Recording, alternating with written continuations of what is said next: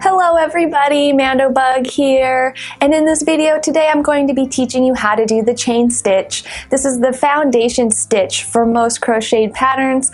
We're just going to go over how to do it, do some practicing, and then we'll be ready for the next part of the cowl. So let's get started. In order to start, you need to place the yarn in your left hand. How I hold the yarn is through right here between my ring finger and pinky finger, around the rest of my fingers. I then pinch my middle finger and my thumb together, letting the yarn cross my pointer finger so that I have an area to grab my yarn. This is how I hold my yarn, but you need to hold the yarn however is comfortable for you. I see some people that are comfortable wrapping the yarn around their pinky and then pulling it over and then under here. Some people are under here, then back up here. Some people hold it with their middle finger like I do. Some people hold with their pointer. I mean, it's whatever comfortable for you.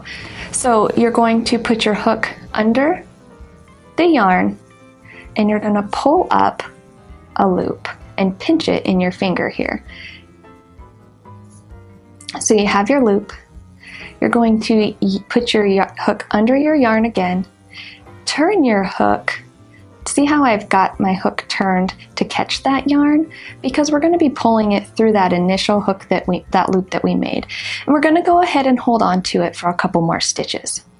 So that is one chain. So to do another chain, we go under the yarn again, twist our hook to catch that yarn, and pull through the loop.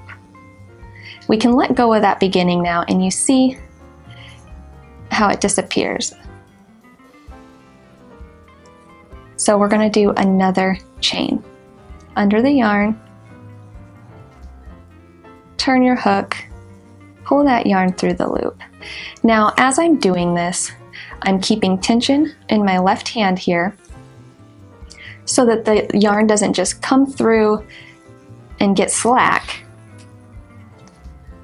to keep my stitches nice and consistent.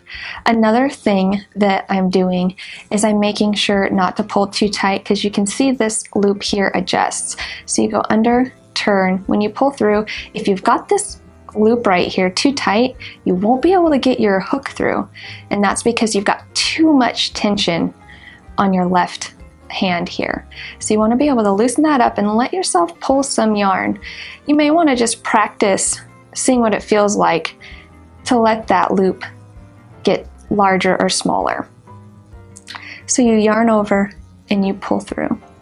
So this stitch here is called the chain.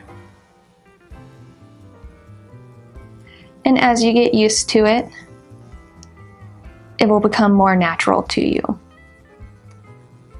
So what I want you to do is just practice doing this stitch, because your first couple of chains may not look very consistent. If you have an inconsistent tension on your yarn on the left hand, you may end up with very large chains and then really tight ones, and then large ones and tight ones, and your chain may look something more like this. So go ahead and continue doing your chains until they become nice and consistent. So as you're practicing, if you want to rip out what you've got started and start over, all you do is take your hook out of your working loop and pull, and it just unravels itself and you can start all over again. So as I said, just continue chaining until you feel confident about the consistency of your stitches, and I'll see you in the next video.